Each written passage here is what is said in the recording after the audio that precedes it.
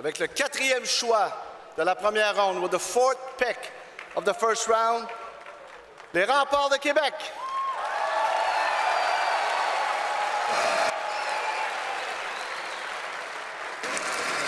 Oui, monsieur le commissaire. Alors, j'appelle sur la scène Simon Gagné, directeur gérant. Nicole Bouchard, directrice générale adjointe. Marc Chamard, directeur du recrutement. Éric Veilleux, entraîneur-chef. Martin Tremblay, chef de l'exploitation québécoise sport et divertissement. Tommy Castonguay, vice-président opération. Le gagnant du Connie Smythe 2023, Jonathan Marcheseau. Le gagnant de la Coupe Mémorial 2023, Zachary Bolduc. Gagnant de la Coupe Mémorial 2023, Nathan Gaucher. Premier choix des Remparts 2024, Maddox Dagenet.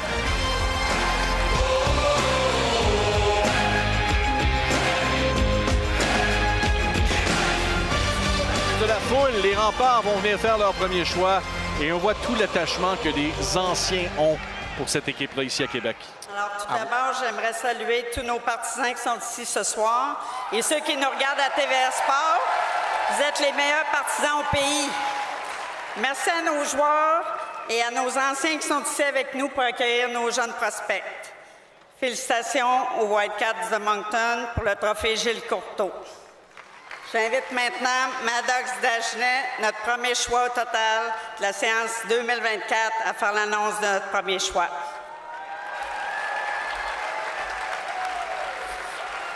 Les Remparts de Québec sont fiers de sélectionner de Shattuck St. Mary's, Thomas Charbonneau.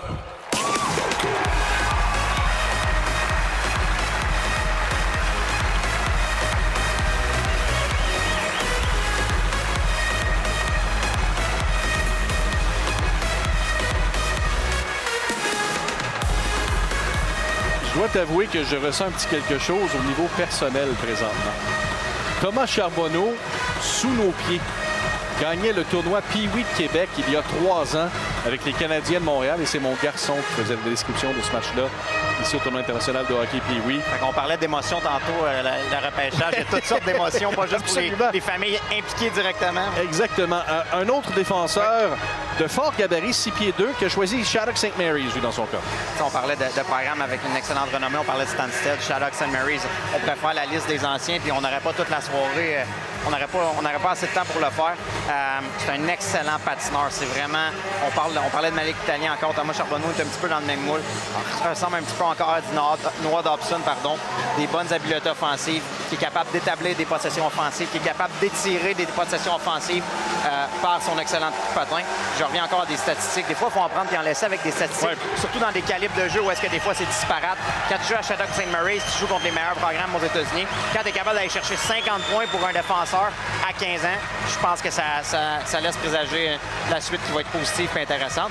Quand tu montes sur le stage et que tu te fais accueillir par Jonathan Marcheseau ou même Zach Bolduc, tu te sors la main à l'organisation des Remparts. Je pense que c'est une belle récompense pour les efforts mis dans les dernières années. Le petit nouveau de la grande famille des Remparts de Québec, le défenseur gaucher Thomas Charbonneau. Et là, ça fait 2 défenseurs gauchers de suite. Est-ce que c'est une mine d'or de trouver un défenseur gaucher qui a autant de talent tôt dans un repêchage? Bien, je te dirais qu'au niveau junior majeur, il y a beaucoup de défenseurs gauchers. Je t'amènerais vers les défenseurs droitiers. Je pense que c'est ce qui va peut-être devenir une mine d'or prochainement, d'aller à la recherche du défenseur droitier qui, à maturité, va peut-être avoir la valeur la plus élevée. Vite comme ça en tête, j'ai pas la liste des défenseurs droitiers disponibles pour les équipes. Mais droitier-gaucher, il n'y a pas de doute que Malik Italien puis Thomas Charbonneau étaient les défenseurs qui étaient plus en vue ce soir. Les 2 premiers défenseurs droitiers dans la liste de la centrale de recrutement. On a Clément Landry, si je ne me trompe pas. Johan Carrier avec Magog. Et effectivement, il y a Alexis Bonin, l'Allemand, qui joue à Saint-Eustache. Camden Jackson, Bastien Michaud également, qui joue à Bishop's College. Je pense que, comme je le répète, mais droitier-gaucher, l'Italien puis Charbonneau, c'était des défenseurs qui allaient sortir top 5. Il n'y a pas personne qui est surpris ici. Est-ce que le calendrier des prep schools comme Shattuck St. Mary's ressemble un peu à ce qui se fait dans le M18 AAA? Pas du tout. Ils ont des fins de semaine de showcase où est-ce qu'ils jouent un petit peu plus de matchs de façon condensée. Fait que plusieurs mini-tournois. Même chose,